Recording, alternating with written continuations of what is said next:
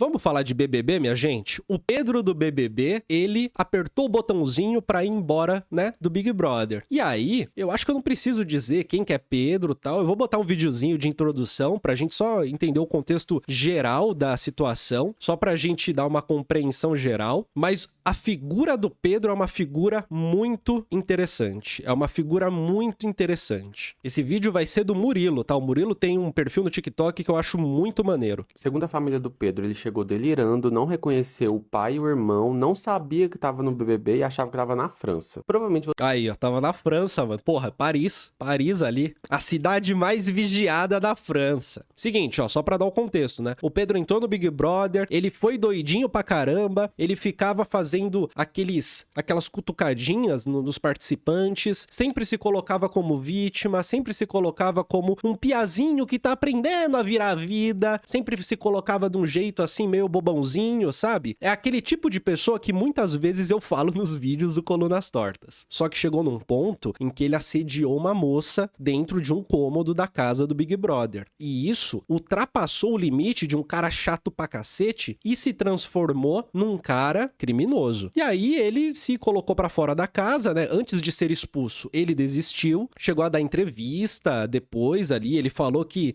ele tentou não ficar cobiçando as pessoas, mas que ele tava cobiçando. O uso do verbo cobiçar eu acho também muito significativo. Tava cobiçando as mulheres e tal, e ele não se controlou. E, maluco, a coisa ela foi pra um lugar criminoso, basicamente. E vamos dar uma olhada no vídeo do Murilo, que ele vai falar sobre esses momentos finais. E aí eu vou fazer os meus comentários depois. vocês viram que o Pedro assediou a Jordana dentro da despensa do Big Brother. A gente tem imagens da câmera, mas não dá pra ver o momento que ele faz isso. Só que a Jordana contou com detalhes. Ela disse que ele se aproximou dela, pôs a mão no pescoço e tentou beijá-la. Ela reagiu na mesma hora, chamando o Pedro de doido, e falou pra ele se controlar pra não meter os pés pelas mãos. Na hora ele disse pra ela que tentou fazer o que ele já tava com vontade de fazer, mas ela respondeu ele dizendo que ele tinha esposa e saiu dizendo que ele tava viajando. A Jordana ficou muito abalada e foi relatar isso pros outros participantes. Depois, no confessionário, ele explicou o que aconteceu na visão dele. Ele disse que tava há dias tentando se controlar pra não ficar cobiçando as pessoas. As meninas no geral, mas mais a Jordana porque ela se parece com a esposa dele. Só que A esposa que ele traiu e disse umas 15 vezes, né? Sempre ali. Gente, eu tenho um segredo aqui, é um segredo, é uma coisa só minha. Eu traí minha esposa. Em rede nacional falando isso. Gente, é um segredo, tá? Vou falar um segredo pra vocês. Eu traí minha esposa. Daí ele reuniu 5 pessoas assim. Gente, eu queria falar uma coisa pra vocês 5. É que eu traí minha esposa. E num dado momento alguém chegou a dizer pro cara: mano, ninguém quer ouvir sua história não, cara. Ninguém tá afim de ouvir sua história, bicho. Calma aí. dessa vez ele olhou pra ela, cobiçou e achou que ela tinha dado moral. Ele achou que tinha sido recíproco, mas foi coisa da cabeça dele. De acordo com ele entendeu errado essa situação em que os dois foram na despensa pegar o Babyliss. A esposa dele se pronunciou por meio de uma entrevista pro Léo Dias. Ela contou que ela não foi procurada por ele depois que ele saiu do Big Brother. E quando perguntada se ela queria falar com ele ou não, ela disse que nesse caso não tem nem o que falar e ela não quer conversar com ele. Após essa situação, os administradores dos perfis dele se pronunciaram. Eles disseram que nessa situação não tem sequer como fazer uma nota de retratação. E não há justificativa pro que ele fez. Essa pessoa disse que sai aliviada porque a paciência tem limite e esse limite foi ultrapassado. Desejou que o Pedro se resolva com as consequências da merda que ele fez lá dentro. Além disso, desejou que a esposa dele abra os olhos, porque pelo pouco contato que essa pessoa teve com a esposa dele, ela viu que ela é a verdadeira vítima. A Jéssica era uma das administradoras e em um comentário ela deu mais detalhes. Ela falou que eles estavam apenas fazendo o papel deles porque tem família para sustentar. Segundo ela, no início eles acharam que o Pedro estava fazendo alguma atuação, porque não é normal tudo que ele fez lá dentro. Só que essa situação passou dos limites, ela não concorda e não vai concordar. Ela explicou que eles tinham regras que deveriam ser seguidas, mas essa situação foi imperdoável. A família do Pedro se pronunciou e disse que ele tá em surto e delirando. Um familiar contou que ele tá falando coisa com coisa e não sabia que estava no Big Brother. De acordo com a família, ele seria internado para poder se tratar. O familiar contou também que quando eles foram receber o Pedro no aeroporto, ele não reconheceu o pai nem o irmão. Além disso, achava que estava na França e que a filha já tinha até nascido. A Delegacia de Atendimento à Mulher de Jacarepaguá tá investigando o caso e disse que o Pedro vai ser chamado para depor. Enfim, o que vocês acharam da trajetória do Pedro durante o Big Brother, das confusões e das tretas que ele se meteu?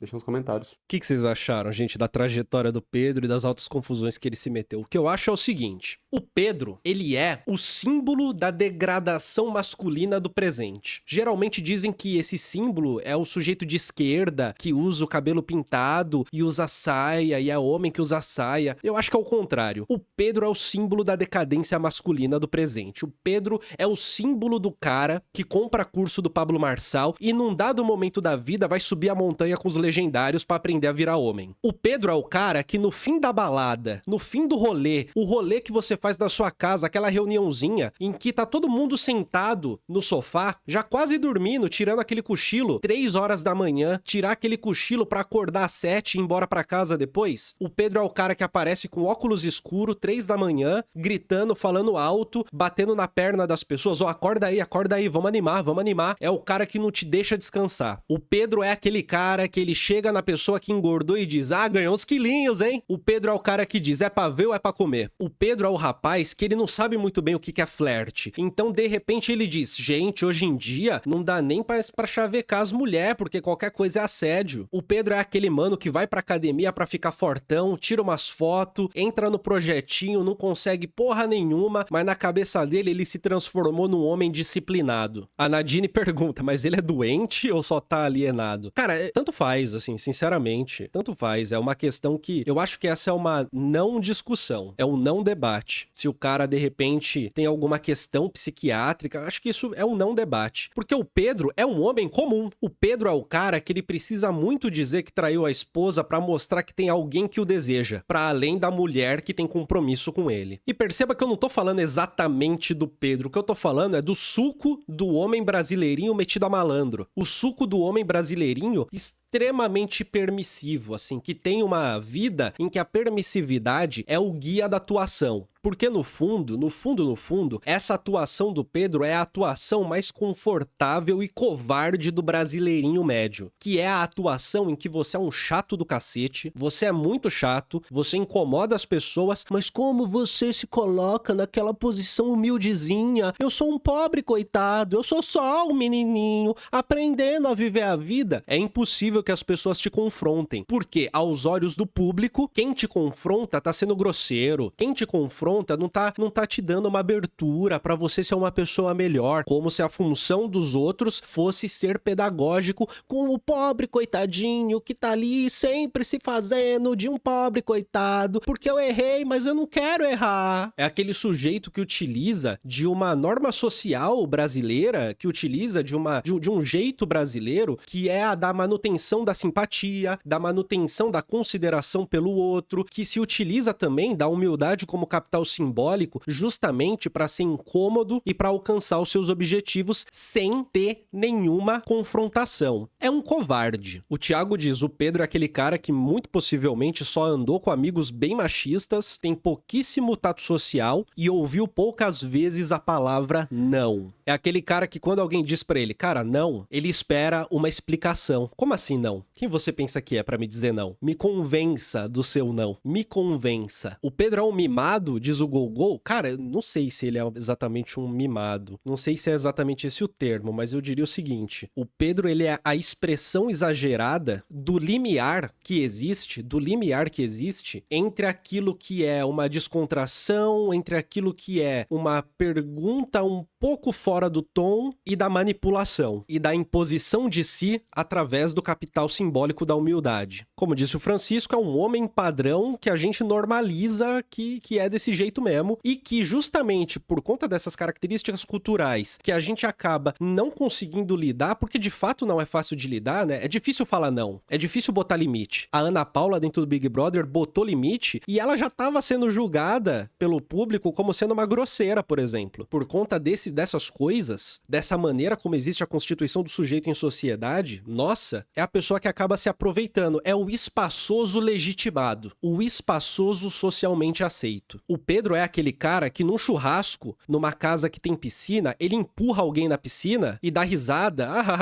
Eu fiz aqui uma piadinha, empurrei na piscina, e ninguém pode reclamar, porque quem reclama é chato. O Gabriel diz, tive que me afastar de um familiar justamente por esse tipo de comportamento. A pessoa faz de tudo pra te irritar e quando você explode se faz de vítima. Misericórdia, fuja desse tipo de gente. Exato, mas o lance e o que dá o tempero da coisa é que esse tipo de comportamento só funciona quando você tem um grupo que é conivente com isso, que é cúmplice disso. E essa cumplicidade, ela não precisa ser de uma consciência malvada. Essa cumplicidade, ela vem do entendimento de que, de fato, agredir, ser um chato, tudo bem. mas cabe às vítimas serem compreensivas. Porque talvez essa seja a grande graça da coisa, né? Não existe um sujeito que paga de vítima, sem ter um círculo social que consiga tornar concreta essa estigmatização que ele coloca sobre si. Que não funciona como estigmatização, funciona como signo de distinção. Na medida em que ele é um moleque que tá aprendendo a viver a vida, ele pode tudo. E cabe a você, que supostamente seria um adulto, manter a pose de alguém que tá ali se controlando, que tá ali guardando o seu momento, que tá ali sendo um adulto responsável. O Pedro é a pessoa que faz com que você tenha que provar que é maduro justamente por não respondê-lo. Porque se você responde, aí você é um moleque. Aí você é o hipócrita. Como assim? Você tá pedindo pra eu não ser moleque, mas você tá aqui me respondendo. Mas o grande lance aqui é que eu tô falando aqui do Pedro, eu tô